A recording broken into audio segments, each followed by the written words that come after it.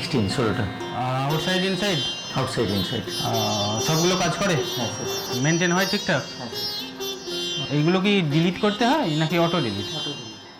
এসটিও সাহেব, নমস্কার স্যার। নিরীক্ষার আপডেটটা কি আছে একটু জানাবেন। স্যার আমরা প্রায় 800 থেকে বেশি লেটার ইস্যু করে দিয়েছি ইন্টারনাল কমপ্লেন্ট কমিটি আর সিসিটিভি নিয়ে, আর এখান থেকে মনিটরিংও করছি আমরা। স্যার আমাদের যে কন্ট্রাকচুয়াল লেবার আছে তাদের আমরা ব্যাকগ্রাউন্ড ভেরিফিকেশন করে নিয়েছি। ডার্ক স্পটগুলো আমাদের এরিয়া আইডেন্টিফাই হয়ে গিয়েছে এবং ক্রাইম এগেন্স্ট ওমেনের ম্যাপিংও হয়ে গিয়েছে আমাদের এরিয়া। কিন্তু আমাদেরকে সবাই পাবলিক আর প্রাইভেট স্পেস কভার করতে হবে। ঠিক আছে, খুব ভালো প্রোগ্রেস হচ্ছে। সেলফ ডিফেন্সের প্রজেক্ট আছে শক্তি, আমাদের ওদিকেও একটু নজর দিতে হবে। श्योर सर, नमस्कार सर।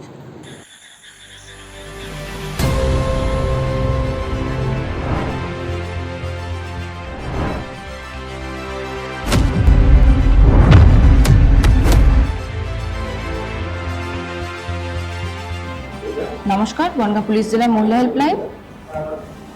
হ্যাঁ বলুন, লোকেশন?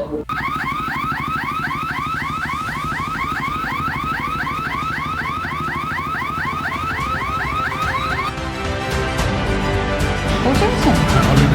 মেয়েটা সেফ তো?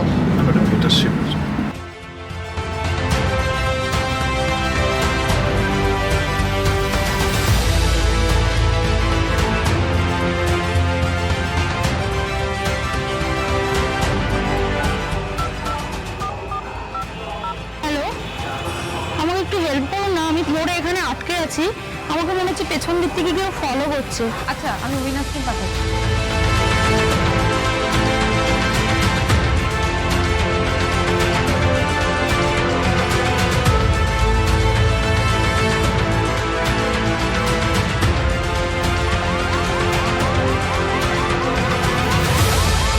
চলুন জাগৃতি ক্যাম্পটা একবার দেখে আসি। গুডটা হলে কি ফিল হয়? আর ব্যাডটা হলে আমাদের কি ফিল হয়? আজ আমরা শিখলাম গুড টাচ এবং ব্যাড টাচ। এরপর আমরা চাইলে 100 নাম্বারেও কল করতে পারি এবং ডাইরেক্ট পুলিশ কাকুদের কাছ থেকে হেল্প নিতে পারি। যতটা সহজ ভাবছো অতটা অনলাইনে কেনাকাটা করা কিন্তু সহজ নয়, কারণ এই নেট দুনিয়ায় প্রচুর স্ক্যামার সবসময় নজর রাখছে। তাই খুব সস্তায় পাচ্ছ বলে যে কোনো লিঙ্কে ক্লিক করতে যেও না। এইসব লিঙ্কে ক্লিক করতে পুলিশ বারণ করেছে।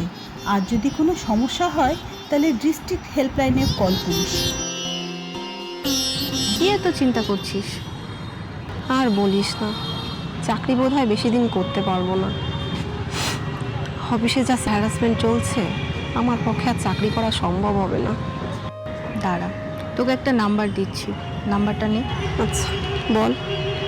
7319 2244 50। এটা ওমেন হেল্পলাইন নাম্বার। নমস্কার। হ্যাঁ বলুন, আপনি অফিসে হ্যারেস্ট হচ্ছেন? ঠিক আছে ঠিক আছে, আমরা দিচ্ছি। নমস্কার।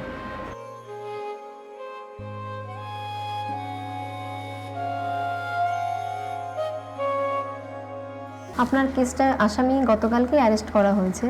আগামী 7 দিনের মধ্যে ফাইনাল আপডেট আপনাকে জানিয়ে দেওয়া হবে। আপনাকে আর কষ্ট করে আসতে হবে না, আমরাই আপনাকে ফোন করে জানিয়ে দেবো।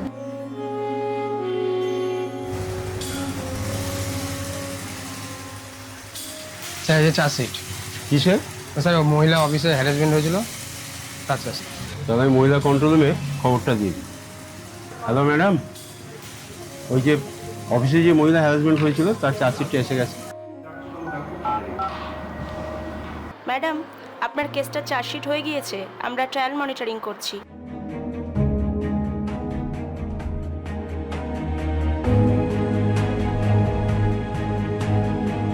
এটা ফলস ইনফরমেশন মনে হচ্ছে না? হ্যাঁ, এটা ফলস আছে। স্যারকে ব্যাপারটা জানিয়ে দিই একবার। হ্যাঁ আচ্ছা। হ্যাঁ নমস্কার স্যার, ইনফরমেশনটা ফেক আছে। লিঙ্কটা পাঠান।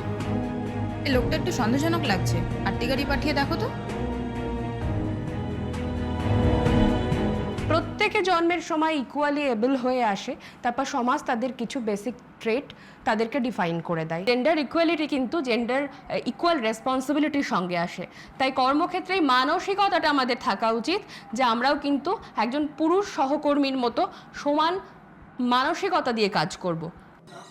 সঞ্চিতা, এই কেসটা আপনি ইনভেস্টিগেট করুন। এটা একটু চ্যালেঞ্জিং আছে, কিন্তু আপনি পারবেন। স্যার, একজন লোক এখানে শ্লীলতাহানি করছিল স্যার, আমি ওকে উঠোনে ধরে রেখেছি, তাড়াতাড়ি আসেন। স্যার এই যে চলুন গাড়িতে চলুন। এই সরো। অমলবাবু বলছেন? হ্যাঁ, নমস্কার, আপনি এসপি অফিসে আসতে পারবেন? এসপি স্যার আপনাকে পুরস্কৃত করবেন। পুলিশের সঙ্গে এরকমই দাঁড়াবেন। খুব ভালো কাজ করেছেন, থ্যাংক ইউ সো মাচ, ধন্যবাদ।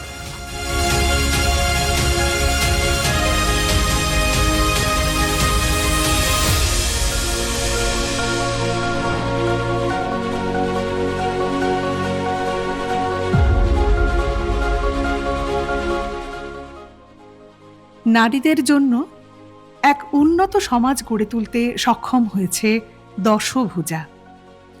বনগাঁ জেলা পুলিশ এই দশভুজা উদ্যোগ সর্বস্তরে নারীদের মধ্যে ক্রমশ বাড়িয়ে তুলেছে আত্মবিশ্বাস।